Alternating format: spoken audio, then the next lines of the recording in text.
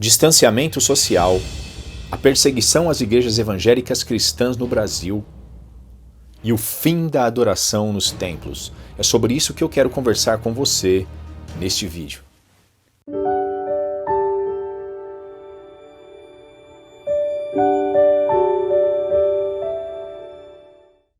Olá a todos. Estamos vivendo um momento ímpar em nossa geração. Eu que já estou chegando na casa dos 50 anos, nunca vi algo semelhante ao que o mundo está vivenciando nesse momento. A Terra parou. Hoje só se fala 24 horas por dia, por meio da mídia, dos jornais e da internet, sobre esta pandemia. Mas será que por meio de tudo que nós temos visto e ouvido, Deus não está querendo nos dizer algo? Você tem ouvido falar, isso hoje é muito comum, sobre o distanciamento social. Especialistas têm estabelecido que precisaremos ao menos de 2 anos para que as coisas comecem a andar. Mas até lá, o distanciamento social deve se manter, uma vez sendo estabelecida uma distância de 2 metros de uma pessoa para outra. O que vai acontecer com estabelecimentos como restaurantes, cinemas, shoppings, escolas e igrejas? Todos esses locais são locais de grande aglomeração. Como conseguiremos nos adaptar nos próximos 2 anos a um distanciamento de quase 2 metros de uma pessoa para outra? Conforme os especialistas, para que haja mesmo uma segurança e nós possamos superar esta pandemia, precisaremos nos submeter a esta regra. Logo, obedecendo às recomendações internacionais, todos os locais de grande aglomeração sofrerão grandes perdas em potencial. Por quê? Porque um local onde cabe 100 pessoas, vamos dar aqui hipoteticamente um exemplo, num restaurante, um restaurante onde caberia 100 pessoas, estarão ali agora 40, 35 pessoas, e isso com ajuste das mesas e tudo mais. Obviamente isso trará o quê? Prejuízo para aquele local. Imagine no cinema, você numa cadeira e 3, 4 cadeiras vazias e depois mais uma pessoa. Num cinema que caberia ali 300 pessoas, somente 100, 100 e poucas pessoas conseguirão assistir os filmes. Assim também nós veremos os shoppings vazios, fiscalizações para todos os lados para que as coisas funcionem. Mas como serão os cultos daqui para frente? A igreja também estará dentro destas normas. Veja que um cenário propício a uma perseguição à igreja está iminentemente surgindo diante dos nossos olhos. Por que eu digo isso? A mídia tem fomentado de dia e de noite para que as pessoas denunciem os locais que estiverem quebrando as regras do distanciamento social. E eu digo para vocês, certamente a igreja será muito afetada. Nós sabemos que as igrejas, elas possuem departamentos como o departamento infantil. No horário do culto, as crianças ficam aglomeradas em salas e no local principal do salão, as pessoas ficam ali sentadas, aglomeradas, ouvindo o pregador. Certamente, o inimigo também se aproveitará deste momento para começar uma perseguição ferrenha contra a Igreja de Jesus Cristo. Podemos ter certeza absoluta que quando as coisas começarem a se afrouxar e forem permitidos baseados em decretos governamentais, estaduais, municipais, que as igrejas possam começar a voltar a se reunir, as pessoas, muitas delas até que inocentemente, começarão a prestar atenção no retorno que a igreja terá. Você pode ter certeza, meu amigo, que o inimigo das nossas almas se aproveitará deste momento aonde as igrejas estarão muito vulneráveis por causa das aglomerações e elas terão que tentar uma readaptação. E é aí que nós entramos no segundo ponto daquilo que eu disse que nós conversaríamos neste vídeo. Certamente a igreja começará aqui no Brasil e em muitas outras partes do mundo a ser perseguida. O inimigo das nossas almas despertará pessoas para ficarem no encalço da igreja. Muitas pessoas farão denúncias de dia e de noite por acreditarem que as igrejas estarão quebrando as regras do distanciamento social. Acredite, isso vai acontecer e vai gerar perseguições. Por que isso gerará perseguições? É óbvio. Se muitas denúncias começarem a serem feitas, e isso despertará no coração das pessoas que vão estar denunciando uma certa raiva, uma certa aversão aos cultos das igrejas. Nós sabemos que as pessoas não se preocupam se no carnaval houve aglomerações ou se haverá aglomerações. As questões dos restaurantes e, como eu falei aqui, dos cinemas e dos shoppings, isso ficará uma coisa muito mais amena. Afinal de contas, todo mundo quer assistir um filme. Todo mundo quer assistir um filme. Todas as pessoas gostam de passear nos shoppings. As pessoas gostam de sentar-se numa mesa de um restaurante e comerem uma boa comida. Mas quando se refere às coisas da igreja de nosso Senhor Jesus Cristo, certamente haverá uma aversão e o inimigo vai fomentar no coração das pessoas que elas comecem a odiar as reuniões nos templos.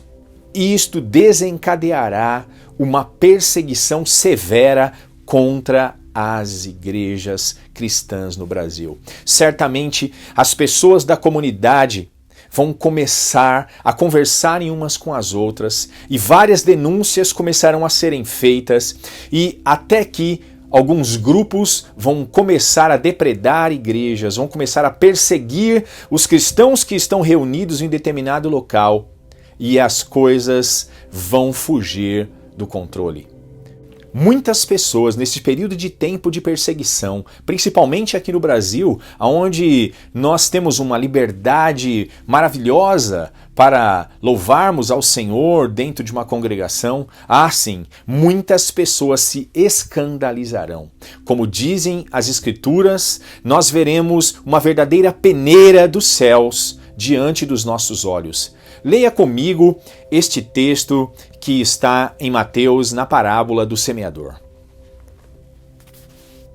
O que foi semeado em solo rochoso, esse é o que ouve a palavra e a recebe logo com alegria, mas não tem raiz em si mesmo, sendo antes de pouca duração. Em lhe chegando a angústia ou a perseguição, por causa da palavra, logo se escandaliza. Veja, muitas pessoas terão seus frutos mirrados. Isso é a palavra de Deus que está dizendo. Por causa do sufoco das perseguições e das dificuldades que lhes sobrevirão. O terceiro e último ponto que eu quero discutir aqui com vocês, que para mim é uma das coisas mais sérias e que nós devemos atentar de todo o nosso coração, totalmente desprovidos de preconceitos, de formalidades e de religiosidade. Atente para o que eu vou dizer neste momento. Tudo isso pode gerar o fim da adoração em templos. Por que eu estou dizendo isso? Eu me baseio nas palavras que Jesus disse em João 4, a partir do versículo 21, onde diz: Disse-lhe Jesus: Mulher, crê-me que a hora vem em que nem neste monte nem em Jerusalém adorareis o Pai. Vós adorais o que não sabeis, nós adoramos o que sabemos, porque a salvação vem dos judeus. Porém a hora vem, e agora é, em que os verdadeiros adoradores adorarão o Pai em espírito e em verdade, porque o Pai procura a tais que assim o adorem. Deus é espírito e importa que os que o adorem em espírito e em verdade.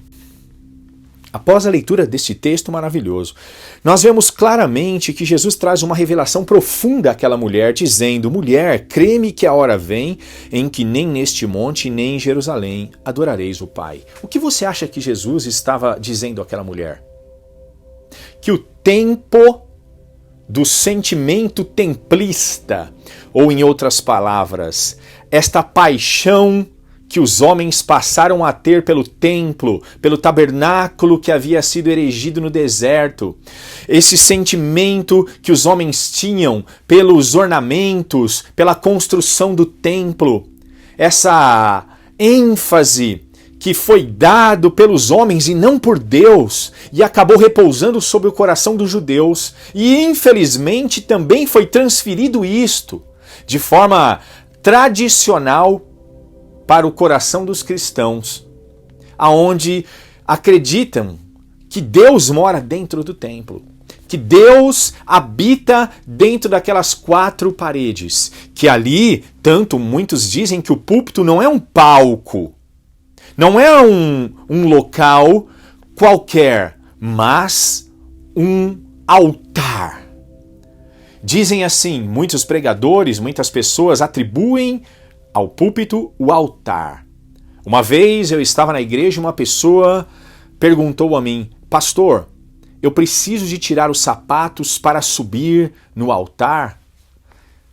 Veja como no coração de muitas pessoas o templismo, esse sentimento exagerado em se reunir, em adorar a Deus debaixo de um teto, entre quatro paredes, dentro de um salão, dentro de uma congregação, já habita no coração dos homens. Mas desde que Jesus Cristo veio, e ele veio para estabelecer um novo tempo, trazer uma nova aliança, tudo que diz respeito ao templo, aos locais aonde o povo de Deus se reúne, tem de ser interpretado diferentemente do que era interpretado no Antigo Testamento, onde realmente Deus manifestava a sua glória, onde realmente Deus afirmou que habitaria naquele local.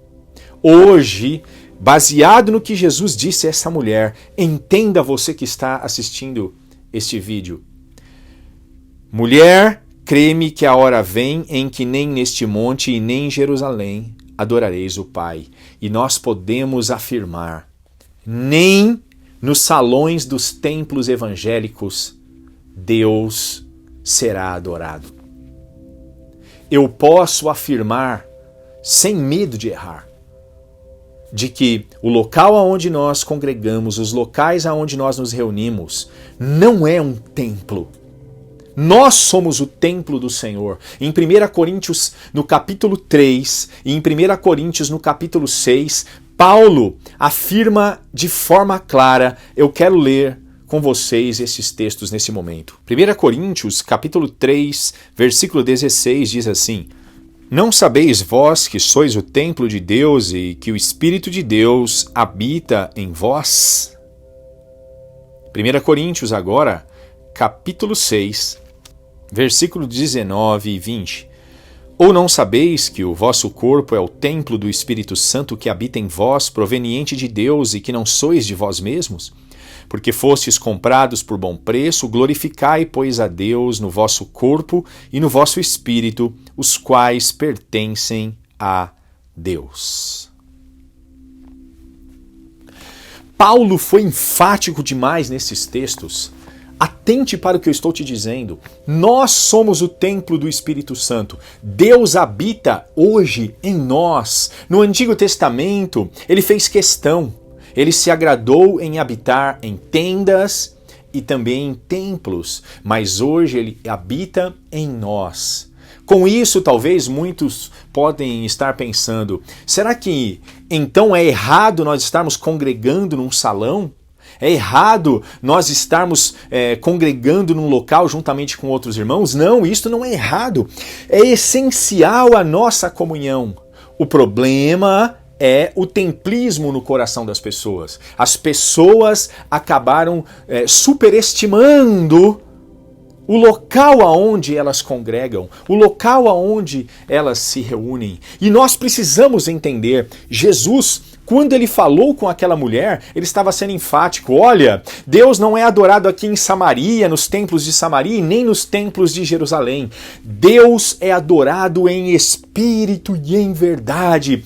Entenda, meus amados, se o cerco se fechar, se nós começarmos a sermos perseguidos e não for mais possível as nossas reuniões, como nós conhecemos na atualidade, dentro de salões, dentro de galpões, o que nós deveremos fazer? Nós vamos abandonar a fé? Nós vamos nos entristecer ou enfraquecer? Nós vamos fazer o quê?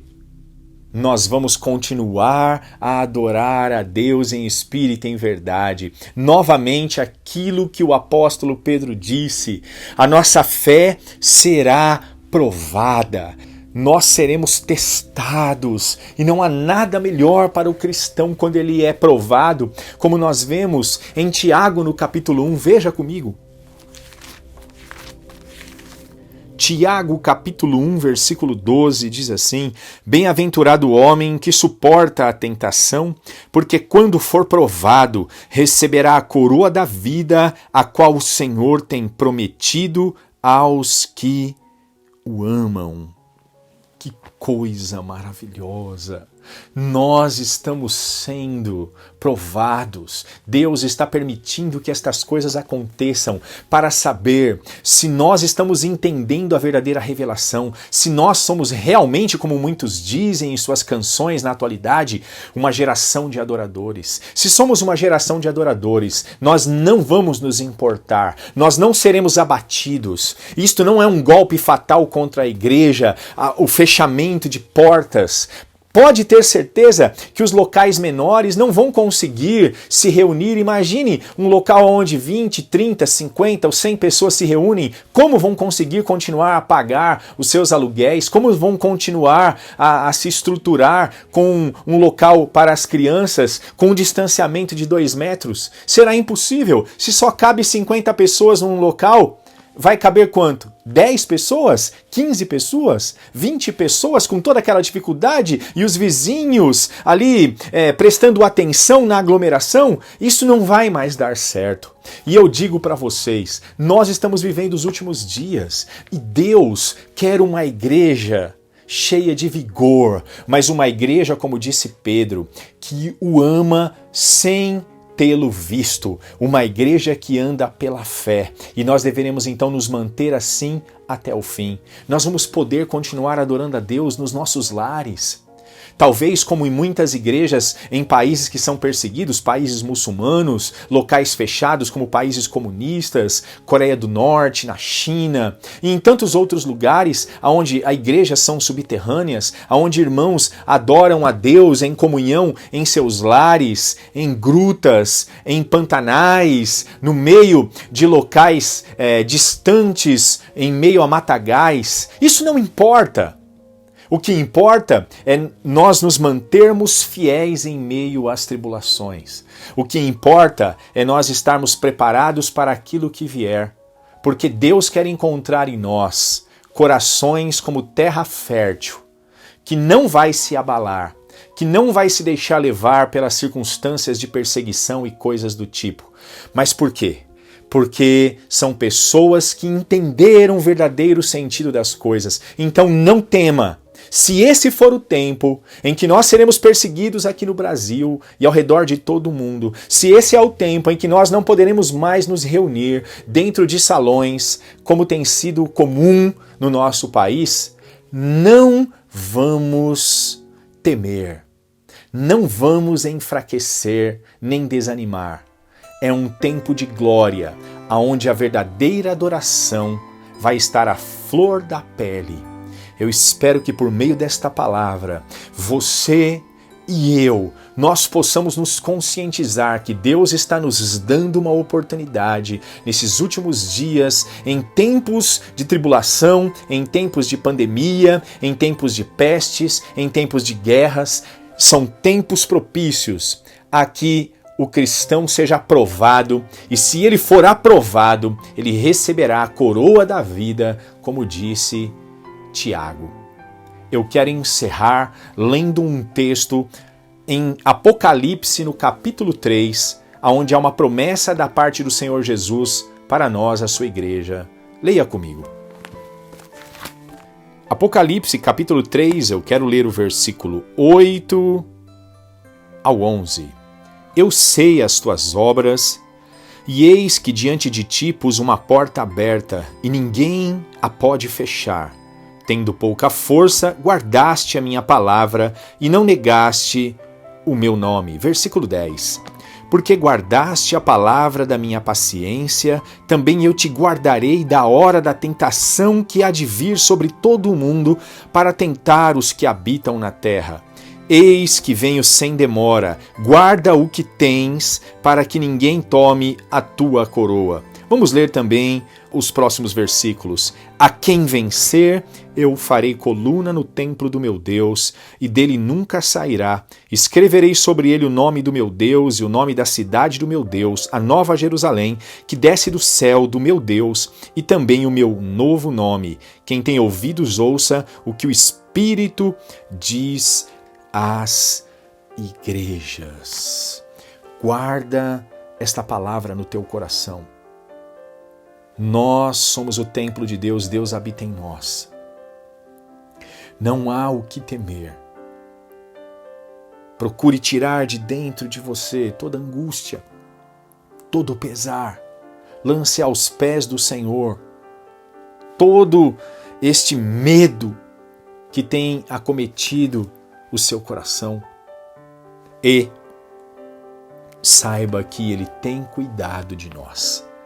Seja dentro de uma congregação ou fora, nós devemos adorar ao Senhor em espírito e em verdade. Que a graça de nosso Senhor Jesus Cristo seja com todos vocês. Amém.